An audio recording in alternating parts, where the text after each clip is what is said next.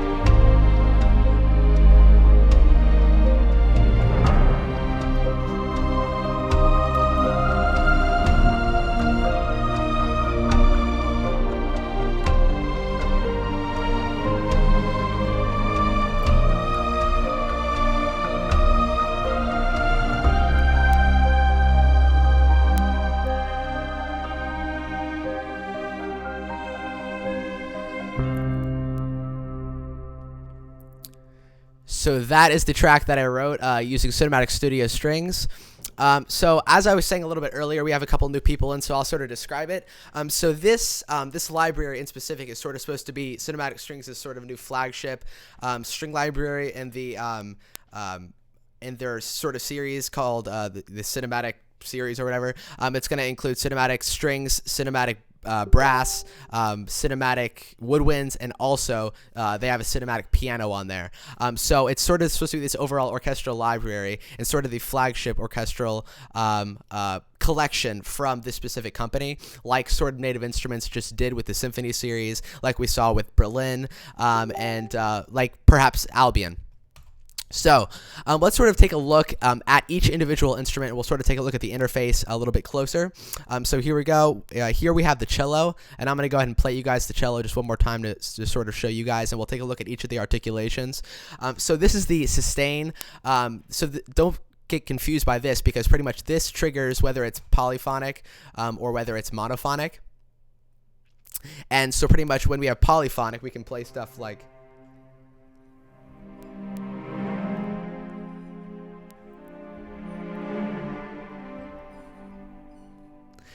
that, like with the actual ensemble. So that's really, really cool.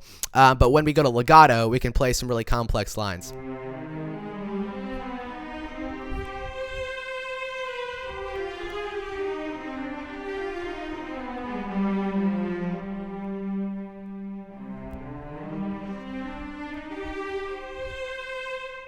So yeah, so this is the library. I just sort of made the mistake there, but pretty much you want to be very, very fluid in the way that you sort of play it. So if you play it very, very fluidly, the line's going to come out fluidly.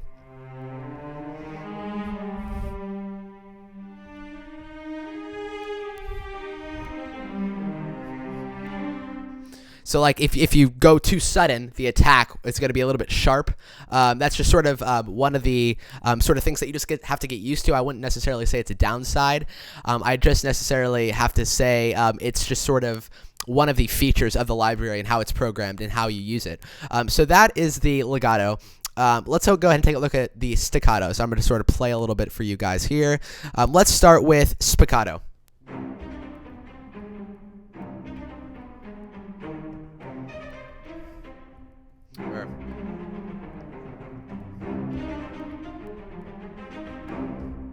You know, so sort of have that.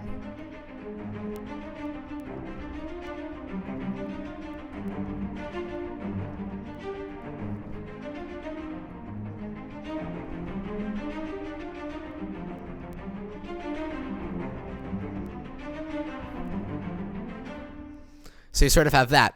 Let's go ahead and take a look at the tremolos.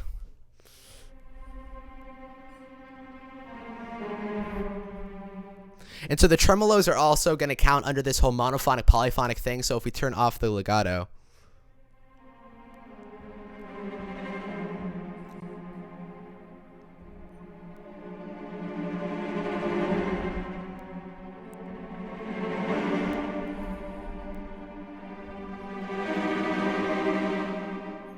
so very, very nice tremolos. I'm really, really impressed with those. So if you were to turn on the concertinos, it's sort of with this library, it almost seems like they didn't necessarily record every articulation concertino, although they might have. It almost seems like it's some sort of filter, because you could.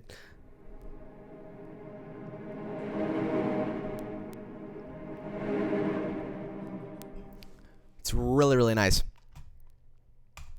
How do you control your keyboard from native instruments with the small one, the modulation? Pretty much when I plug both in, the modulation does the same thing, because the modulation is sort of like, when you do the modulation thing, it sort of triggers the effect to be, you know, played in contact. So it actually triggers it through the computer. So if you have two different things triggering the exact same thing, it doesn't really matter what tool you're using. So it's just sort of yeah, if you have like two different MIDI keyboards and you plug them both in, it's going to work like that. So yeah, here's our trills. Oops. Oops. Yeah, the trills are weird. For some reason, the trills never seem to work on this, which is really odd. So here's the measured tremolo. So these are actually tempo synced, but you could also adjust the tempo. I'm actually not sure whether they're tempo sync. I'm pretty sure that you just have to adjust the tempo to your liking. So that makes it pretty customizable.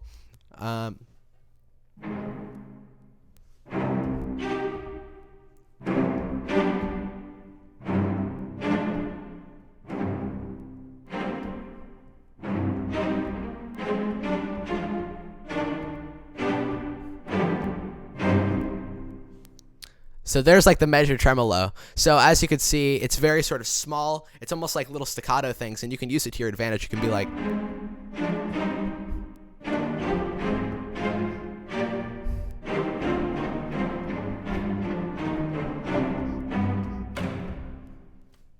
and that was, of course, like the sort of almost sounded like Bartok, yeah, or Kalango, yeah. And then the Bartok for pizzicato would be like,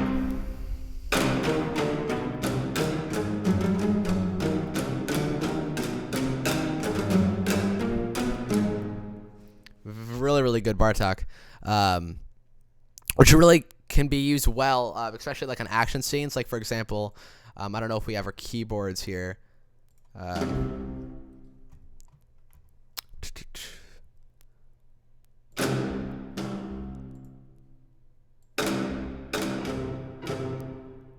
Here we go.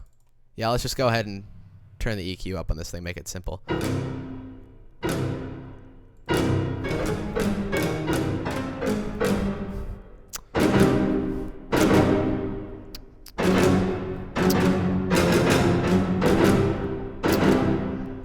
So it's just really freaking badass. There's no other way to say it. It's really badass. So let's go ahead and go back in here and take a look at the last one. So here we have marcato. So of course marcatos are just sort of small little, it's almost like a, oops, I want to have it on legato, so let's go ahead and turn it on polyphonic.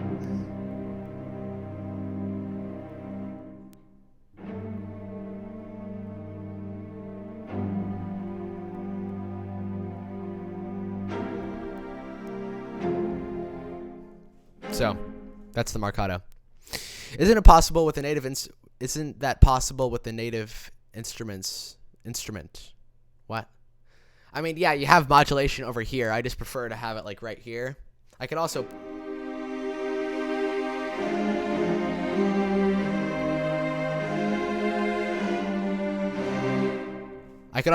play it over on that keyboard as well. Like if I'm playing like really, really fast staccato lines, like if I was gonna play, yeah, if I was gonna play like a.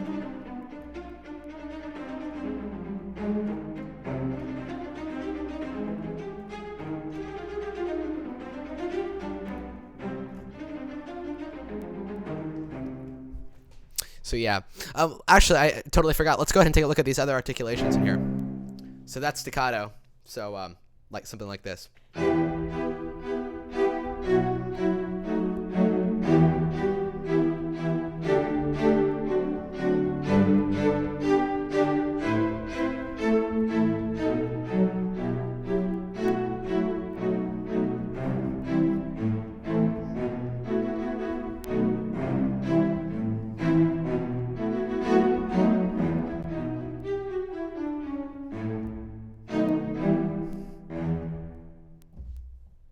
So yeah, that's like the staccato.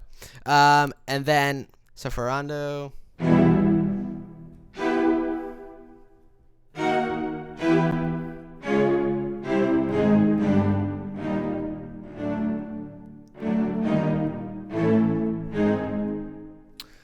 that is the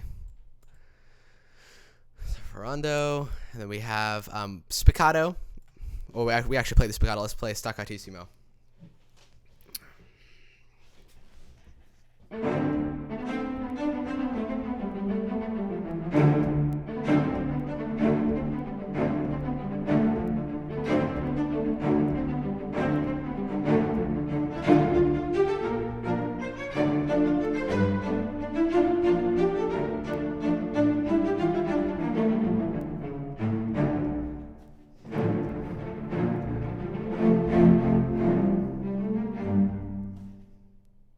Yeah, and also the key switches. I've never been the biggest fan of key switches because I'll accidentally hit a key switch, then it changes articulations. So I'd much rather prefer a lock on that, so that it doesn't automatically switch over like that. But anyways, so yeah, that's that. Let's go ahead and take a look at the violas. I'll play you guys a little bit of violas, and then after we take a look at these instruments, we're gonna go ahead and take a look at all of them combined and how it works in an orchestration setting. So let's go ahead and take a listen to the violas.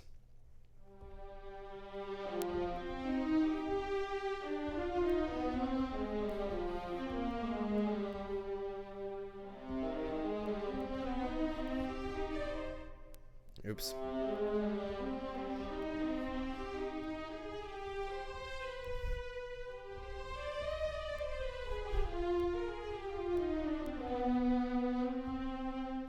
So yeah, those are the violas, and those sound like they have concertino on them already.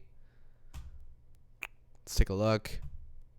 Yeah, they have concertino on. So with it off, it sounds like.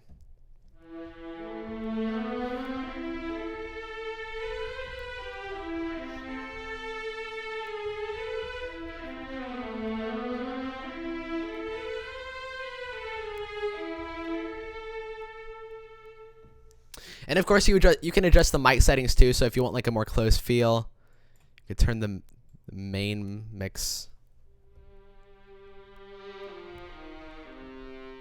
The close mics are just so awkward though. Like you at least have to have like the main mics on, and then the rooms just sort of there.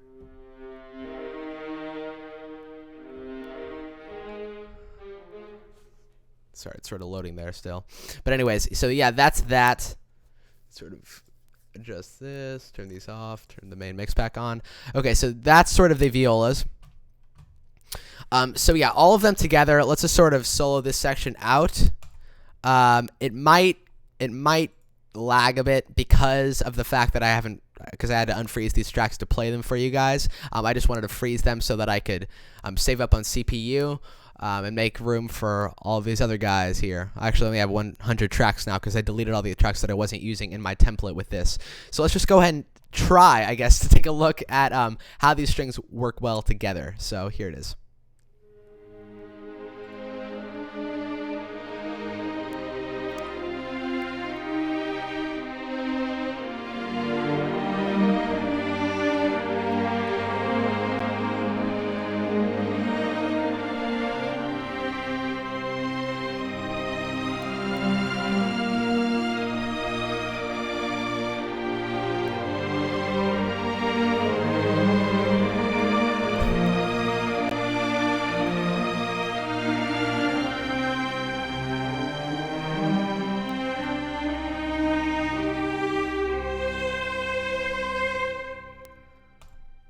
So yeah, as you guys can see, really beautiful filmic sound.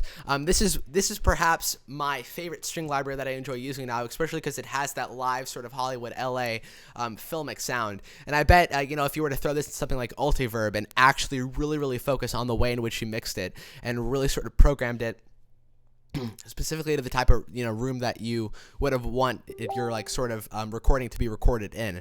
So that's one of the things. So Cinematic Studio Strings, like I said, is part 1 out of 3, and so what I'm really expecting is that this library is going to go really hand in hand, notably with the next 2 libraries from these guys. I haven't messed with the piano at all. I know that this has an unbelievable sound and an unbelievable tone, and I think that I'm really excited when it comes to the woodwinds, and the woodwinds I hope are going to have like that warm sound that this one has. And one of my favorite things about this library in specific, Cinematic Studio Strings, is it's absolutely unbelievable. It's absolutely unbelievable warmth, and it's unbelievable power, and that's one of the things that I haven't really seen. I mean, even from Cinematic Strings 2, like if you go ahead and listen to the cellos from Cinematic Strings 2, let's go ahead and play those. Oop, that's on a staccato key switch. Let's go ahead and adjust that. But yeah, I mean, Cinematic Strings 2 had some nice legato, but it wasn't necessarily. So this is just on.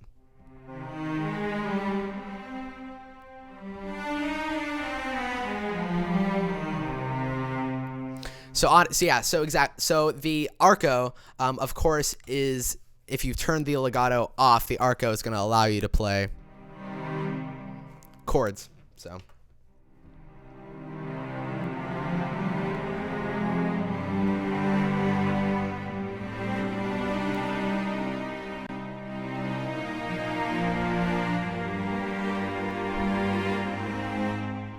And those are just the cello. So actually, let's have some fun here. Let's actually go open up a full string ensemble here, and we can see how that sounds.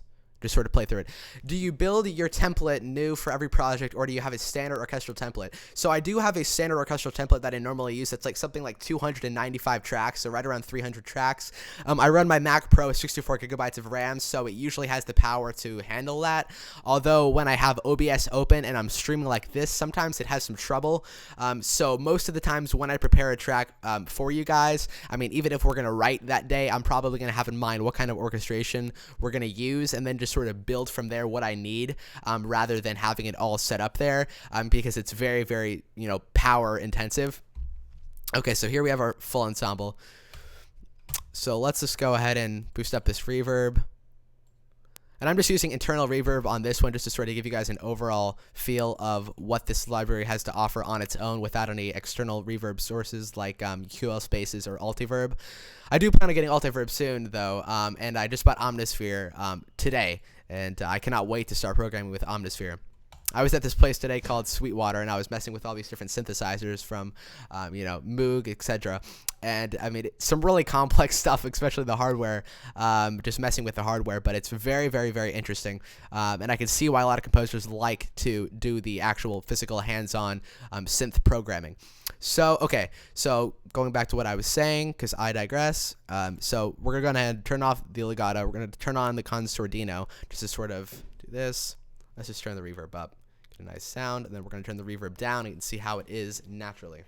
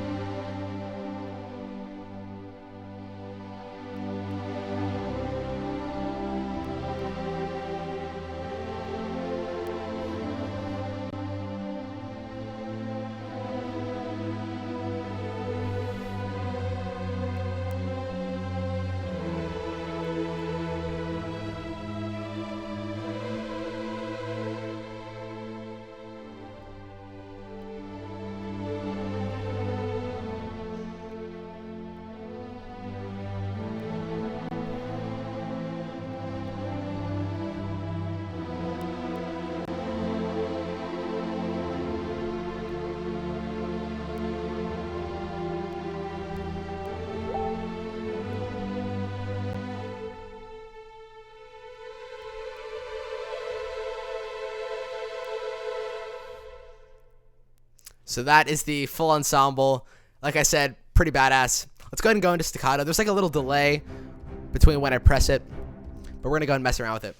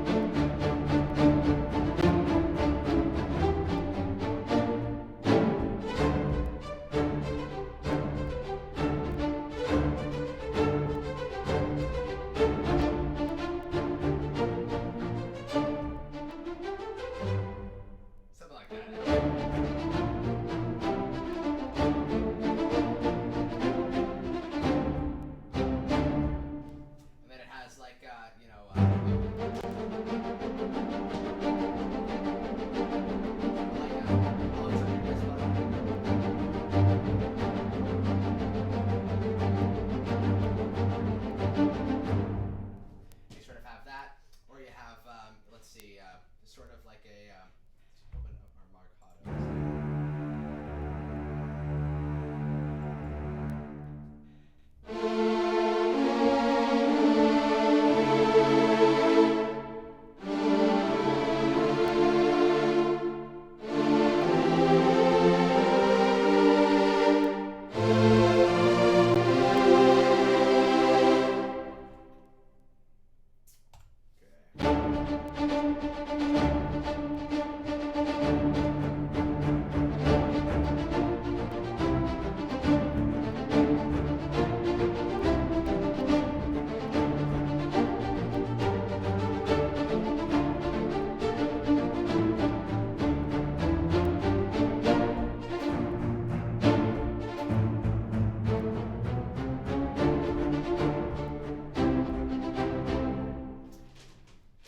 So yeah, it's really nice with that. And I'm going to go ahead and play some of the sustains without the concertino as I played them with the concertino. But yeah, so here we go.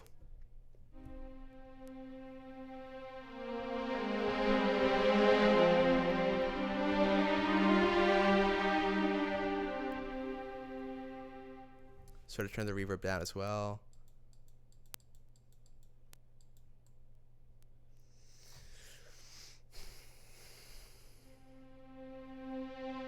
Or we can do like a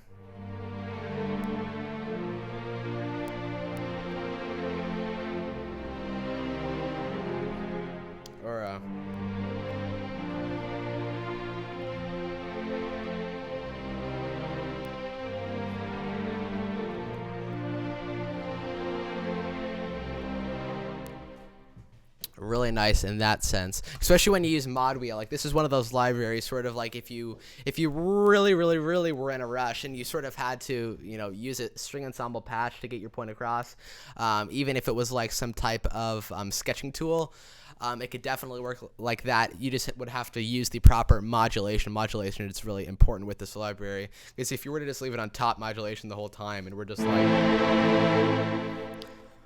it sounds like a string. It sounds like a string pad, and it's very. It's not really expressive. So if you were to go ahead and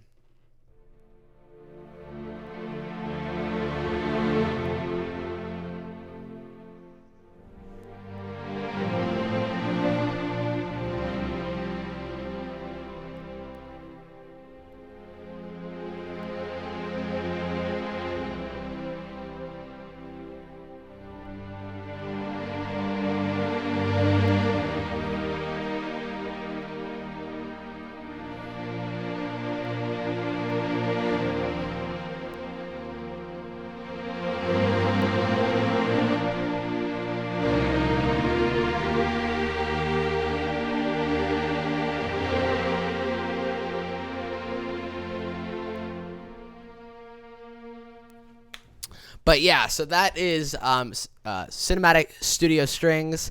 Very nice library. Very nice tone. Good playability. Overall, a fantastic library. I just wanted to go ahead and sort of show you guys what this library had to offer, so that if you guys were interested in buying something like this, you guys can go ahead and move forward, knowing how it works, you know, in a piece. Just to sort of show you guys how it works with other instruments. Let's go ahead and open this up and dissect this. Okay, well, so for example, if you add like a solo cello, so this is Tina Guo's cello.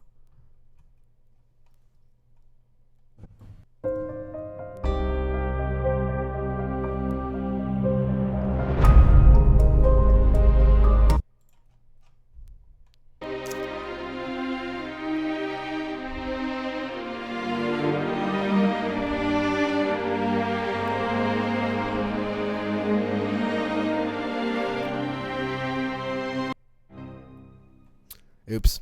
But yeah, so you get like a very raw sound, using like the cello and stuff, especially the solo instruments mixed with this library are notably beautiful. In this piece, you sort of have the piano driving the whole piece. So if you go ahead and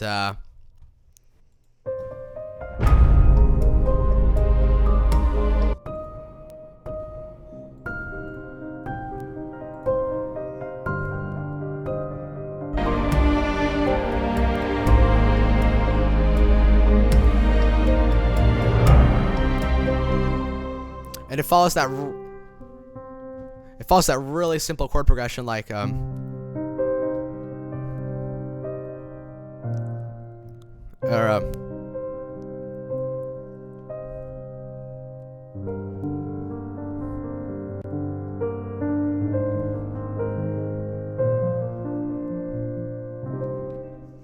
so it has that G minor 7.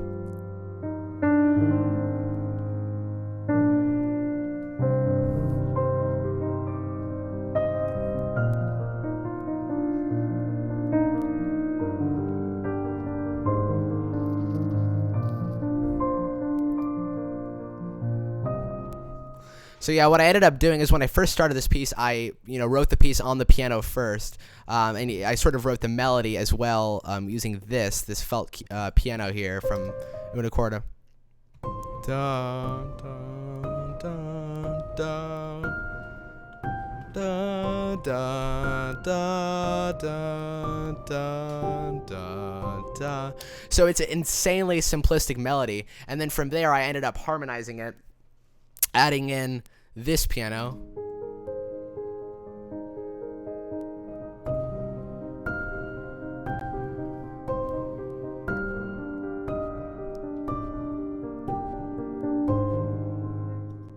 So yeah, and then once you have all of those, you can start adding in the fun stuff. Like I added in a little bit of Celeste to sort of give that sort of shimmer. So if you actually listen to a lot of pieces and you look at the full score, a lot of times what you'll interestingly enough find is that there's sort of a Celeste sort of hidden in the score just to add sort of a little sort of sparkle to the overall orchestral sound. And I think that really works solidly. And using it could be a really cool tool to sort of add some glimmer. So for example.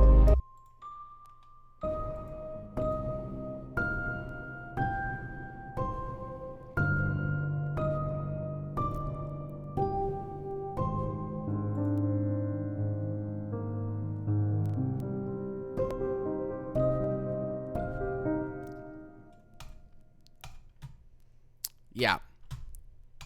So that's that. Then when we go in here, let's see, what kind of percussion is my main percussion here? I think one of the main percussion is Omnisphere.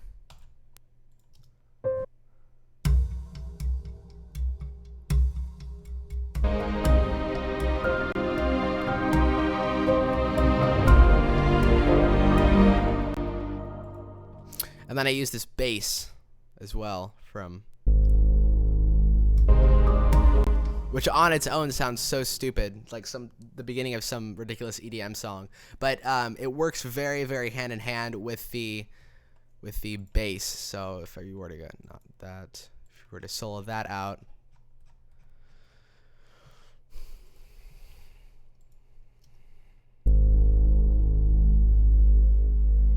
it sort of comes out of it. Do I play live? I play some things live. I play most things live. I would just say I edit a lot of the MIDI information after the fact.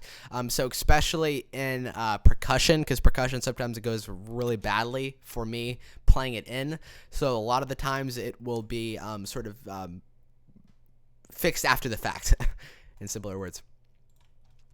So yeah, so that's sort of how it goes hand in hand with a orchestral setting. I also have a gravity sub right here.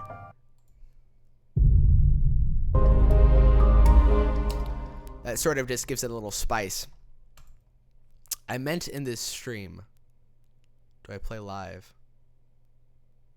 What do you mean by do you play live?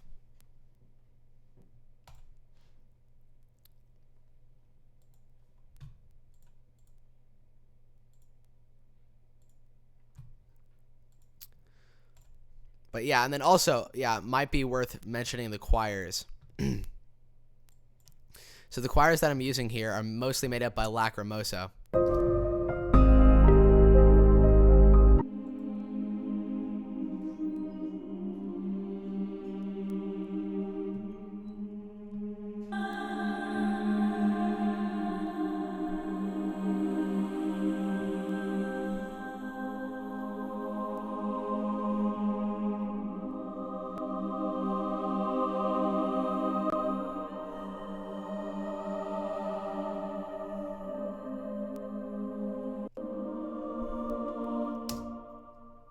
So yeah, that's the choir section. What the hell? Damn sticky notes. Okay. But yeah, so